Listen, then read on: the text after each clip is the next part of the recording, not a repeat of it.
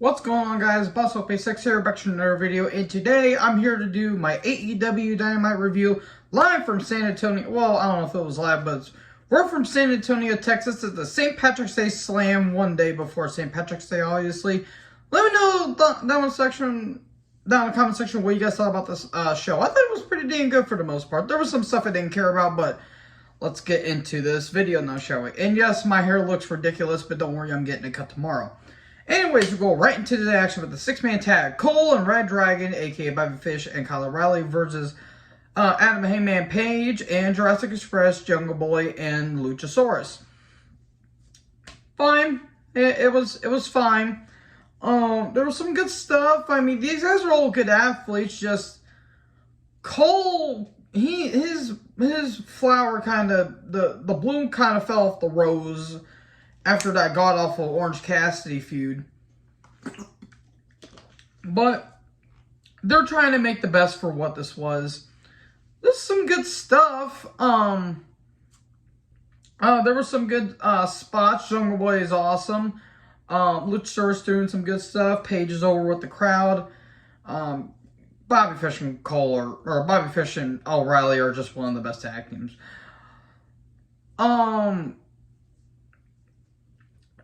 Good stuff. Again, this was a pretty damn good match. A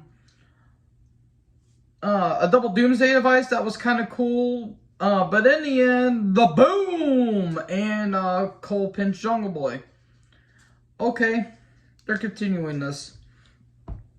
Anyways, we get Tony Schiavone, who's all over the show tonight.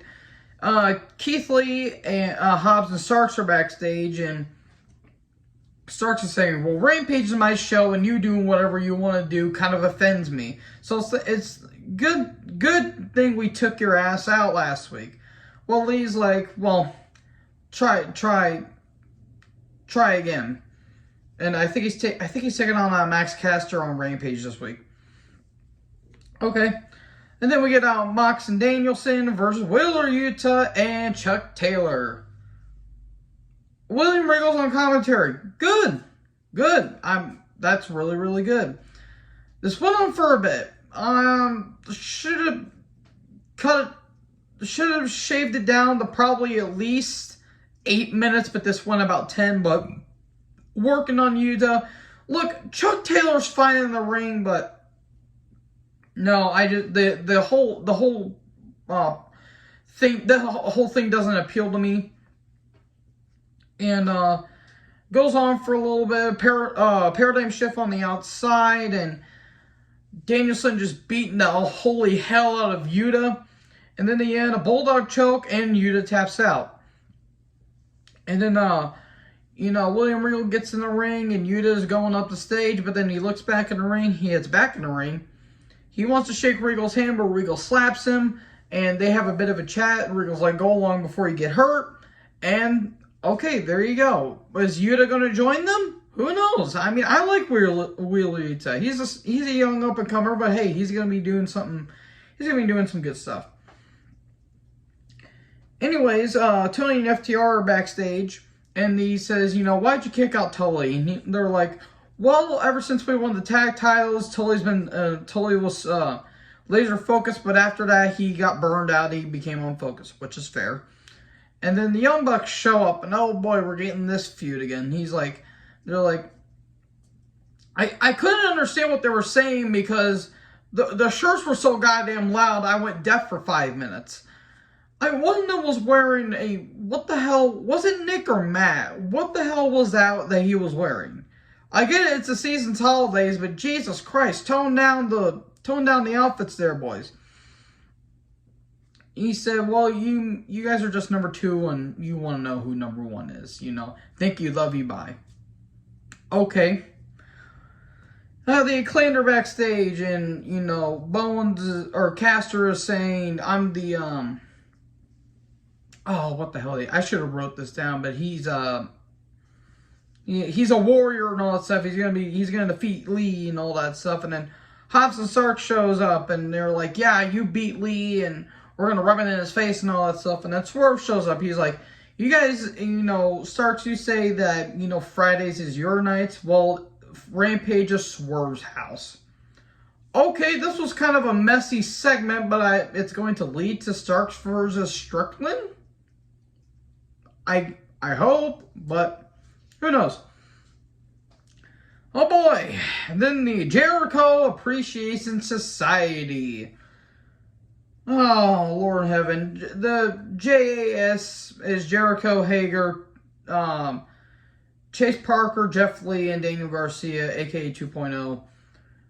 Look, I get what they're trying to do here. What is the end game? Seriously, what is the end game here? I'm not talking about the Megadeth album or talking about the Avengers. Who does this benefit and who is this for?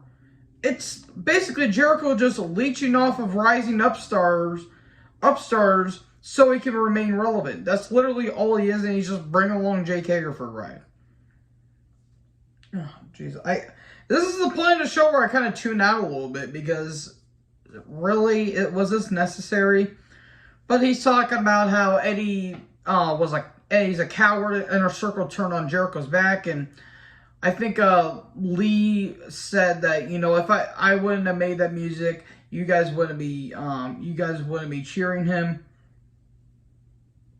And you know, we should all appreciate Jericho. And Jericho's like, well, the Earth has been around for 400 billion years, and you guys are lucky enough to be in the Jericho era. Okay, that was kind of cool, I will admit. Okay. This is going to benefit no one. This is literally going to benefit no one. It's going to blow up in their face. Serenity video package. She's ready for vengeance. She's ready for war. And okay, we get Warlow versus Scorpio Sky with Sheepish Lion, Dan Lambert, Ethan Page, and Paige Van Zandt. TNT title. David versus Goliath. Wardlow was over as hell in this match. Paige was doing, you know, doing the hit and run. But Warlow eventually took over. The Powerbomb Symphony. He gets 3 power bombs. He goes for another one, but Lambert gets on the ring and Warlow goes to attack, and then he looks like he's going to powerbomb Sky on the outside, but then all of a sudden Sean Spears shows up, and he's got the chairs because he's the chairman. The most least dynamic personality I've seen on the wrestling television this side of Baron Corbin. And then MJF comes out of nowhere. JR sounds like he's taking a piss out of it, which I don't blame him. That's nothing against the story that they're telling, just the way it was executed was kind of sloppy. MJF runs Warlow into the post, and then Scorpio Sky covers him, rolls him up 1, 2, 3. And then Austin Vanderberg attacks. Warlow defends him off. And then he grabs MJF, goes to powerbomb him, chair shot to the back. And then Vanderberg chokes him out. And then a chair shot to the head, and then a ring shot, and there you go. Okay, we all knew MJF was going to cost Warlow the match, so we're going to get that feud. And then Jay Cargill and Mark Sterling are backstage. Give him the Kiss of Doom. It's not called the Kiss of Death now. Cue that Dawkins song. Okay. Who's going to be the 30th person to defeat? Who knows? You're not good in the ring. Private Party took on the Hardy Boys. There were some pretty bad spots in this match. At one point, Isaiah Cassidy, why does his hair look like he has horns? His hair looks like a Triceratops or an Ankylosaurus. I am sorry, I could not help but mention that. The same hairdo he had on Rampage when Mark Quinn took on Darby Allin. I was about to make that comment and I forgot to. At one point, Cassidy does a top rope dive, and his leg literally flushes Hardy Matt on the head. Oh, that looked bad. That did not look good. Hardy looked like he was lost. I feared we were going to have what happened between him and Guevara at, what was it? Was it All Out? Yeah, I think it was All Out in their last man standing match where Hardy looked like he just died and he resurrected somehow. That was brutal. Was that all out? I can't remember. It happened last year, but Jesus Christ, like brutal. And then later on in the match, Private Party go to do like a poetry in motion, but Matt clotheslines, I think, Quinn, and Quinn lands right on Cassidy's back, and his head looked like he went. I'm like, ooh, that did not look good. In the end, Swanton 1, 2, 3. Okay, Hardy's win. And then in the AFO come down. Yay, we're continuing this stupid ass feud. And then Darby and Sting come down. And Andrade, what was it? Andrade, Butcher and Blade, and Jose, and I think the Bunny were there. And also, Quinn and Cassidy also were on the apron. They could have easily attacked all of them because it's like an 8-on-4. And yet they still retreat. Way to make your heels look good in that segment. Oh, well. Darby's going to be taking on I think he's taking on Butcher on the Rampage. Tony Schiavone and Velvet Sky. Velvet Sky says, Layla, I stood up for you, and now this is personal. Okay, they're having a match on Rampage. Anyways, time for the main event. It's been basically talked about through the entire show. Thunder Rosa versus Britt Baker for the women's title in a steel cage match. So first ever steel cage match in AEW women, for the women in AEW history. I almost clapped again. This was a great match. Really, really great match. It's hard to say which one was better. This or their match from last year. Your Unsanctions, their Lights Out match from last year. It's 1A and 1B, honestly, guys. You could say this one's better, or you could say the Lights Out match was better.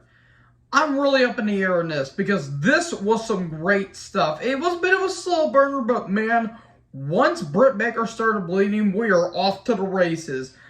Again, Britt gets busted open, but she gets to like 100 chairs, and Jim Ross is like, how many damn chairs do we need under that? Oh, JR, God love you. Rosa's busted open. We get a super kick to the ref. He looks like he kind of no-sold it, but then he gets shoved out of the ring. Fire Thunder Driver, but there's no ref. And then chair shots to the back. Air Raid crash off the top rope on the chairs. God, that looked brutal. There's no ref. Here comes Aubrey. She kind of opened the door the wrong way. That wasn't her fault, just the way that it was angled. Kick out. Baker starts getting into her face. And then Baker sets up this chair pyramid that it did not look good whatsoever because the chairs were so awkwardly angled. Baker gets hit off of the cage, and it kind of just slowly lands on a chair, and then she slides off. And then there's a kick out there. And then she kind of no-sold it and attacked Rosa again. And then this is where it kind of... Then they brought out the tax, and that kind of took me out of the match a little bit. Because, look, I get what they're trying to tell here. You could have done this without tax. If you brought in a table or a ladder, okay. At least they were trying to do something different. This, I felt like, was kind of rehashing what they did at last year's St. Patrick's Day Slam. Well, whatever. Rosa tries to go for a powerbomb, but she gets backdropped.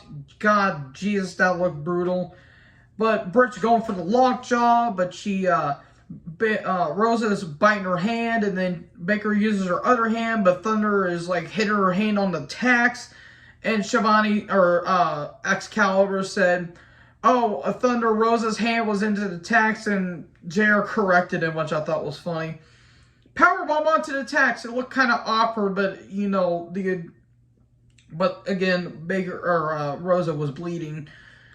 And then a Fire Thunder Driver on the tax. 1, 2, 3, and Thunder Rosa wins the AEW World Championship in her hometown. I forgot to mention, the entrance for Thunder Rosa was pretty unique too, with the whole Mexican musical that they did. I thought that was really sweet. And there you go, Rosa wins the title. Dusty Rhodes comes out. She gives her a hug and they celebrate. Okay, there you go. Solid show. There were some things I didn't care about, but hey, that's every wrestling show for you.